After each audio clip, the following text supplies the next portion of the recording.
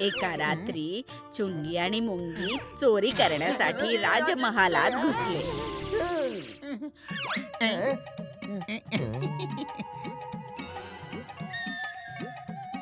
आज तर मोठा हात मारूया आपण. या छोट्या छोट्या हातांनी मोठा हात कसा काय मारणार? असं.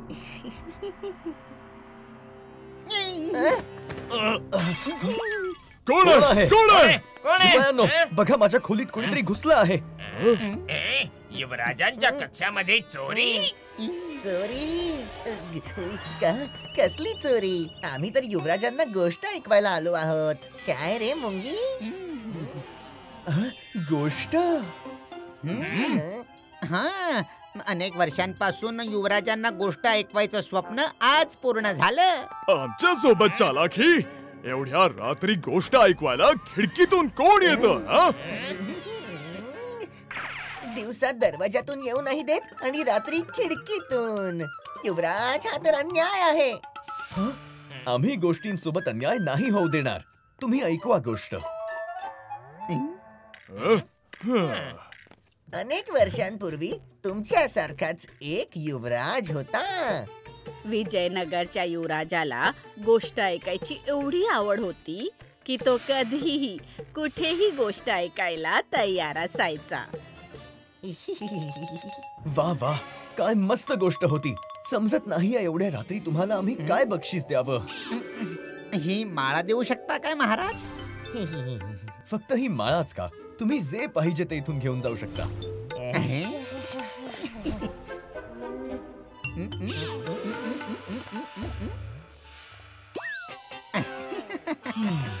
ये, आपण तर मालामाल झालो. युवराजांच्या गोष्ट ऐकण्याच्या सवयीने चिंतित राजा आणि राणीला त्यांचे मंत्री सारंगांनी एक सल्ला दिला. महाराज, युवराजांचं लक्ष गोष्टींवरून हटवून राज्याच्या कामांवर लावण्यात आलं तर अशाने त्यांचं लक्ष पण वळेल आणि गोष्ट ऐकायची सवयही सुटेल त्यांची. हा तर चांगला उपाय आहे सारंगा. उद्यापासून दरबारात लोकांच्या समस्या राजकुमारच बघतील. सुरू करण्यात यावं. युवराज, उडंकाने माझं धान्य घेतलं आणि आता नाणे देण्यास नकार देतोय. अहो, ही खोटं बोलतेय हुजूर. खऱ्या खोट्याचा निर्णय आम्ही गोष्ट ऐकल्यावर करू. गोष्ट? आम्ही तर आमची तक्रार ऐकवायला आलो आहोत युवराज, पै पै जोडून. बंद करा ह्यांना कारागृहात.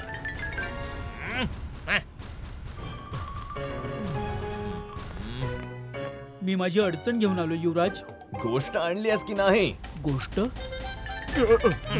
युवराज, आम्ही काहीच केलं नाहीये. युवराज प्रजेची गाराणी नाही, गोष्टी ऐकायला बसले होते. सारंगाची ही योजना फेलच नाही झाली. उलट नवीन संकट गळ्यात पडलं होतं. जेव्हा युवराजांनी घोषणा केली की इथून पुढे ते दरबारात गोष्टी ऐकतील आणि ती आवडल्यावर बक्षीस देतील. मग काय होतं? दुसऱ्या दिवशी युवराजांना गोष्ट ऐकवायला आणि त्यांच्याकडून बक्षीस घ्यायला लोकांची रांग लागली.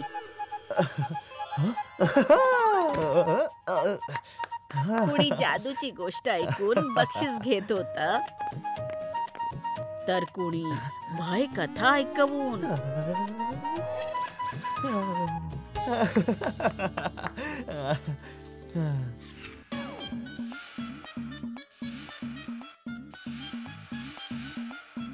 गोष्टींचा हा काळ जास्त दिवस नाही चालला. लोकांकडच्या गोष्टी संपल्या होत्या. तेव्हा त्यांनी जुन्या गोष्टी पुन्हा नव्या पद्धतीने सांगायला सुरुवात केली. ही गोष्ट तर तू आधी सुद्धा ऐकवली आहेस. सैनिकांनो, बंद करा याला कारागृहात. ही गोष्ट सुद्धा ऐकलेली आहे. शिपायांनो, सगळे जण ऐकवलेल्या गोष्टी का ऐकवत आहेत? आपण मला बोलावलं युवराज? मंत्रीजी, काय झालं या लोकांना? लोक आम्हाला ऐकवलेल्या गोष्टी ऐकवतायत किंवा एखादी छोटीशी गोष्ट ऐकवतायत? आम्हाला मोठी गोष्ट ऐकायची आहे, जी महिनोन महिने संपणार नाही. जो आम्हाला अशी गोष्ट ऐकवेल त्याला आम्ही आमचं अर्ध राज्य देऊन टाकू, अशी घोषणा करा.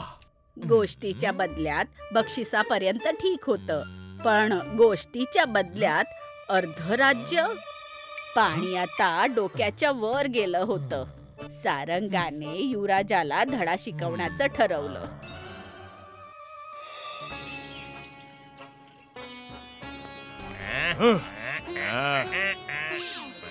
ना जळतो आगीमध्ये, ज्याला वाहवू शकत नाही पाणी. आठवायला लावेन मी नानी, अशी ऐकवेन मी कहाणी. युवराजांना सांगा, मी त्यांना मोठी गोष्ट ऐकवायला आलो आहे. युवराज, तुमच्यासाठी एक मोठी गोष्ट आहे. मोठी गोष्ट? आपला परिचय द्या श्रीमान. परिचय देण्याच्या नादात गोष्ट अर्धवट राहून जाईल युवराज. माझ्या गोष्टीलाच माझा परिचय समजून घ्या. मग सुरू करा. बऱ्याच काळापूर्वीची गोष्ट आहे. एका शेतकऱ्याची मेहनत फळाला आली आणि त्याच्या शेतात ऊसाचं भरपूर पीक आलं. ऊसापासून बनलेल्या साखरेला पोत्यांमध्ये भरून सुरक्षिततेने गोदामामध्ये ठेवून देण्यात आलं. आणि गोदामामध्ये कोण होतं माहितीये? कोण होत? मुंग्यांचे सरदार. जेवण त्यांच्या समोर होत, भूक त्याच्या आतमध्ये. त्याने साखर उचलली आणि घेऊन गेला. मग आला दुसरा आला, तिसरा गेला. गोष्ट ऐकता ऐकता रात्र झाली, पण सारंगा त्याची गोष्ट सांगतच चालला होता. मग ती लपून छपून बघा, कोण आली लपून? ती सुद्धा एक दाणा घेऊन गेली. गोष्ट ऐकता ऐकता 2 दिवस निघून गेले, पण सारंगाची गोष्ट संपतच नव्हती. मग एक आली धावत. कोण? मुंगी. 2 दिवस झाले. मुंग्या कधी लपून येतायत तर कधी पळून येतायत. पुढे काय? शेतकऱ्याचं काय झालं? तो परत आला. कोण? शेतकरी? नाही, तो मुंग्यांचा सरदार, जो आधी एक कण घेऊन गेला होता ना. तो पुन्हा कण घेऊन जाणार? हो, मुंग्या हेच तर करतात ना. बस बंद कर तुझी गोष्ट. मला नाही ऐकायची तुमची गोष्ट. जशी आज्ञा युवराज. माझी गोष्ट अजून पूर्ण झाली नाहीये, पण तुम्ही ऐकण्यापासून मागे होताय. म्हणजे मी पैस जिंकलोय. म्हणूनच तुम्हाला तुमचं अर्ध राज्य मला द्यावं लागेल. युवराजाला अंदाजही नव्हता की त्याची गोष्ट ऐकण्याची सवय इतकी महागात पडेल की त्याला अर्ध राज्य गमवावं लागेल. पण त्यांनी जे वचन दिलं होतं ते तर त्याला पाळायचंच होतं.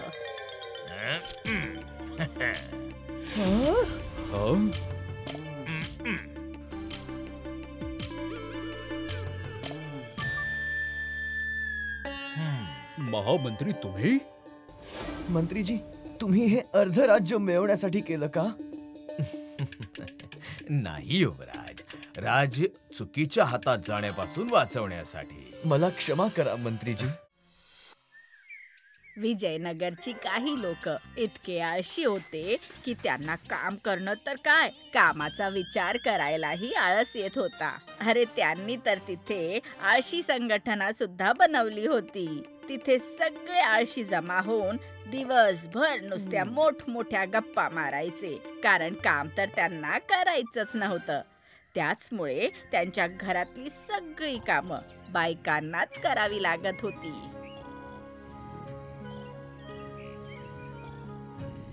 या ढगांना पण आत्ताच सरकायचं होतं. झोपू पण देत नाहीत आरामात.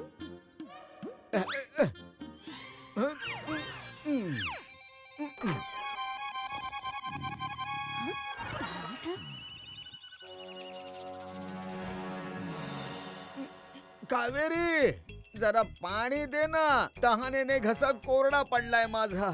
अरे तिथेच तर ठेवलंय पाणी. घरातलं काही काम तर करायचं नाहीये. कमीत कमी पाणी तरी स्वतःच्या हाताने घ्या. हो, पिऊन घेईन मी आरामात. आता कस? अरे ही टोपली डोक्यावर ठेवायला नाही, शेतातून भाजी आणायला दिलीये. पण तुम्हाला झोपेतून सवड मिळेल तेव्हा ना. आता मलाच जायला लागेल. जर आम्ही काम केलं तर गप्पा कोण मारणार? आरामात.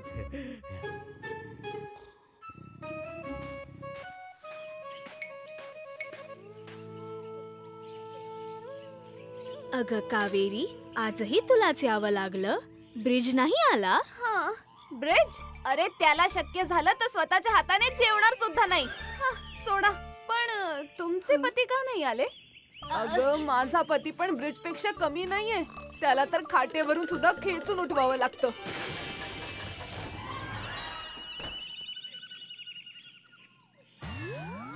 सगळ्यांची हीच अवस्था आहे. सगळे एकापेक्षा एक आळशी आहेत.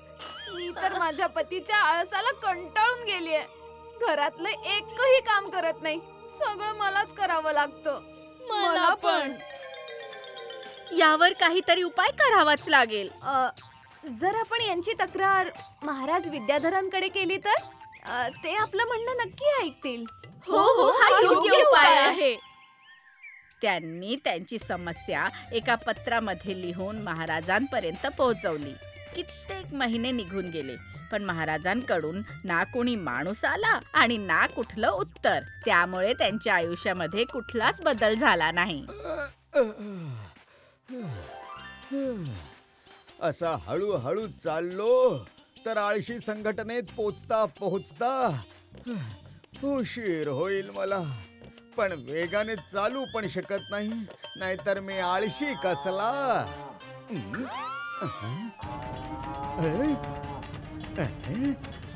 आता पोचेन मी आरामात.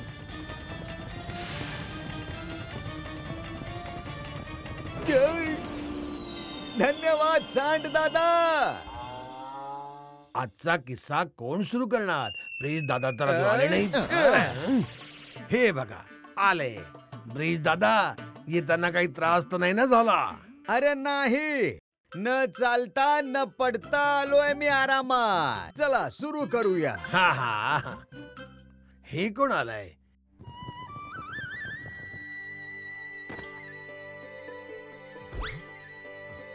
याला विजयनगर मध्ये तर कधी पाहिलं नाही. प्रवासी दिसतोय. मग तर याच्या समोर आपलं नाक कापलं जायला नको. आरामात. बाहेरच्या लोकांना तर कळू दे की विजयनगर किती अद्भुत आहे आणि इथली लोक त्याच्यापेक्षाही जास्त अद्भुत आहेत.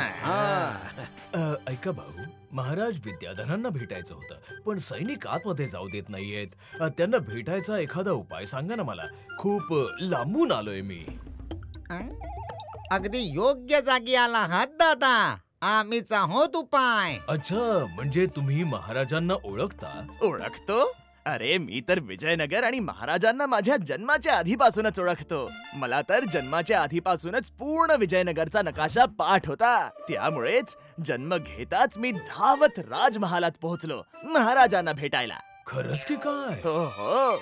अरे यात काय मोठी गोष्ट आहे. अरे जेव्हा मी फक्त एका दिवसाचा होतो तेव्हा मी घोडा पळवत महाराजांकडे गेलो होतो. त्यांनी मला प्रेमाने बसवून माझ्या सोबत नाश्ता सुद्धा केला होता.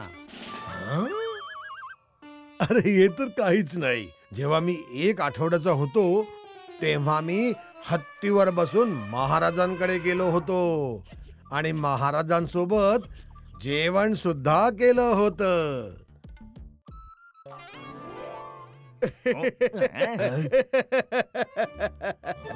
काय झालं ब्रिज दादा? माझ्यावर विश्वास नाही का? अरे नाही नाही, नक्कीच विश्वास आहे.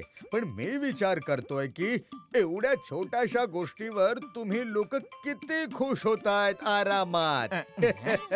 माझी गोष्ट ऐकाल तेव्हा काय होईल तुमचं? अच्छा, बरं सांगा सांगा. तुम्हाला माहितीये, मी जेव्हा 1 महिन्याचा होतो तेव्हा मी चिमणी सारखा उडत उडत राजमहालामध्ये गेलो होतो आरामात.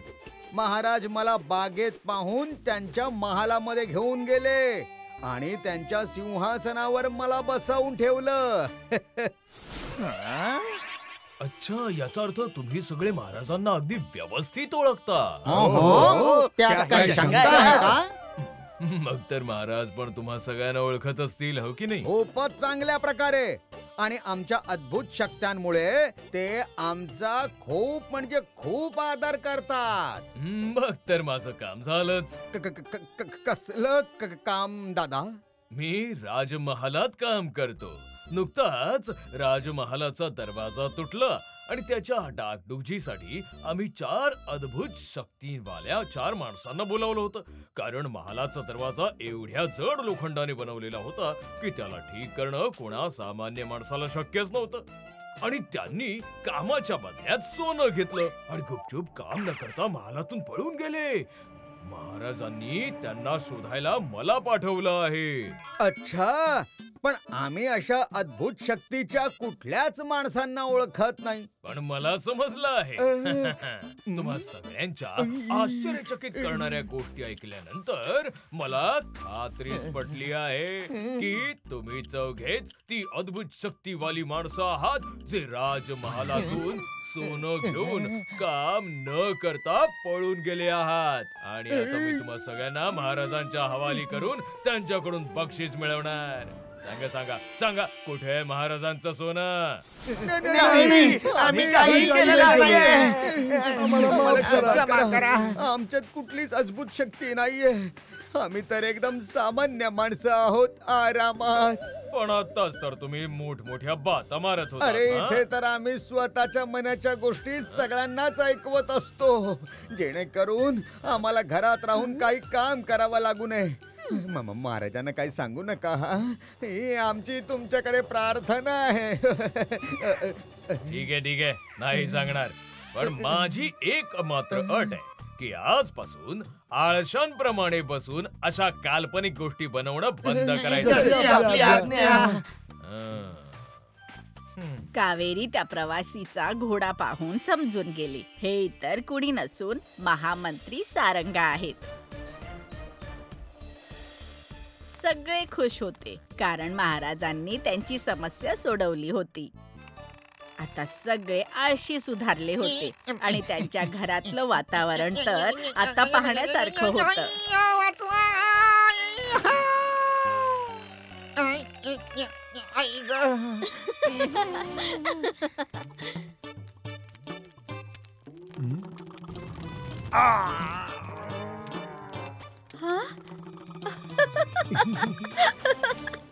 अरे अरे थांब रे, अरे थांबव रे कुणीतरी. आई ग, हे काय झालं? If you like this video, subscribe to our channel Murthy Media.